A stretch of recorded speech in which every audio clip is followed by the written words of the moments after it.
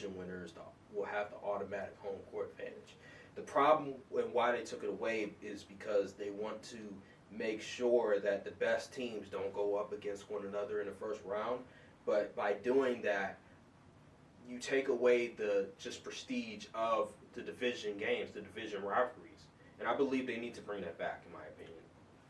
It's a sacrifice, but I think it's a sacrifice that's gonna be good for the NBA. I just think Adam Silver is just sitting on his ass right now, not doing much, thinking about the wrong stuff, in my opinion. Like thinking that streaming will help. Don't get me wrong, I don't think they have a deal with Netflix. They have they have Peacock/NBC. They still have ESPN obviously, and they have Amazon. But in order to really get the casual fan to watch, you got to create storylines. You got to make it interesting for them to watch. It can't just be, well, we love basketball. That's not going to work. You have to make it interesting. And I think this is the one idea, and it's not really my idea. Like, they had it before. I just want them to bring it back. Because at this point, it's just, what they're doing is not working. You just got to find a way to get the fans to care. And you got to make the games accessible to watch. Right. And a lot of times these games aren't accessible to watch. A lot of the team players, people like to watch, it's not easily accessible. Like OKC, it's not easily accessible to watch some games. Minnesota, I know they was on primetime last night against the Warriors, but that's because they're playing the Warriors. Yeah. And so you can't even see a lot of the games. Like, if you want to see Giannis play, good luck trying to watch one of them Bucks games. And it's just like, how can you got to find ways to make games accessible without having to spend a whole bunch of money on League Pass, and even still, you still got to deal with blackouts. Mm-hmm. Why isn't there such things like how Red Zone has it, where they show highlights throughout all the games that's on? I think they have implemented that. They did implement, but people not really, they're not really watching. You have to pay, which, Red Zone you have to pay as well. But it's way cheaper than Sunday ticket. Mm-hmm. And I think with Red Zone, again, it's like one day, it's on a Sunday, so it's a lot easier. Like, people, they know, like, all right, Sunday, Red Zone day. We're going to watch Red Zone. But, like, NBA, it's like every night, it's something new. I think they call it crunch time or something like that, where they have, like, a bunch, it's like Red Zone, literally, like NBA format. But you're right. Everything, it's not easily accessible. I think also, like, regionally, like, in terms of some of the teams that are in the Western Conference or in the Eastern Conference, you're why? Like, New Orleans, I think, should be in the East, not the West. Memphis in the West, why? Memphis in the West. It's just, regionally, it just doesn't make a whole lot of sense. I think they could change some things up on that.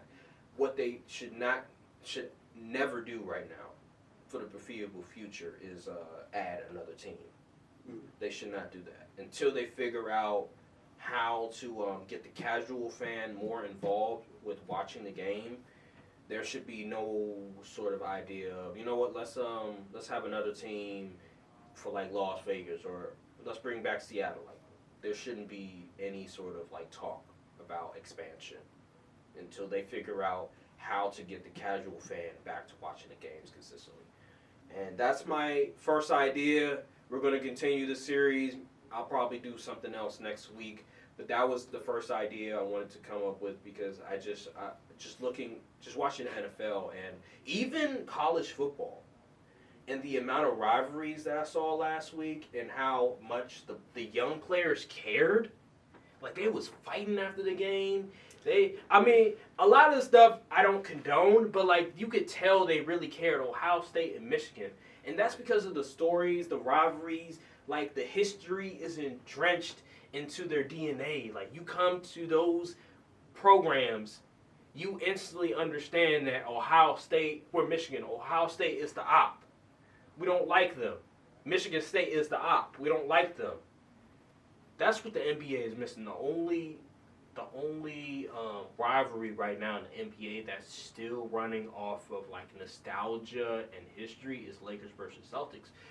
But it's really the fans that are driving it. It's not the players, and that's the problem. You have to care about these things. And there's no precedent. There's no like history. It doesn't seem like. I feel like the older generation of players need to also hold these players accountable. That are they try, but they always. Oh, you mean with the vets and stuff? That and also the guys that used to play, like the They OGs. try to, but they always get called haters and old heads. So I mean, what can you do? But yeah, I feel like they should come to the practice facility and give them a speech. They probably do. We making $10 million on the low end. Who cares? And you know what my argument would be like? Do you want to continue to make that money? Because if you continue to not care, guess what? We're gonna lose money, because with viewership going down, guess what these TV partners are gonna do? They're gonna come to the negotiation table and they're gonna say, yeah, our TV numbers are down, so we want to pay less for your product. And the NBA is gonna be like, damn. Well, if nobody's gonna take our offer, we gotta take less. So yeah, man, I'm just saying, like they better be careful. The NBA the TV numbers may be down, but the advertisements is through the roof. Yeah, no doubt. But they make most of their money off of the TV deals, and if they aren't careful, the NBA, dog. I'm not gonna say it's not a dying product, but it's declining. Yeah, it's not what it was. The sentiment was. is changing. Yeah, the dialogue and just the talk around the NBA is definitely changing a lot. It's not for the better. Remember what Kendrick talked about? He was talking. I remember Kendrick, the whole him and Drake battle, where they were talking, where Kendrick was pretty much lamenting to the fact that Drake was what's wrong with hip hop, and Kendrick is trying to keep the what made hip hop great, what made hip hop such an amazing genre to really to listen to and to really try to make music off of.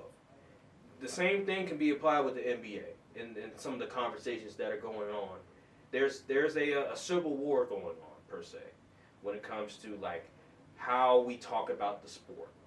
And right now it's a tug of war, and it's still going on. It's still going on.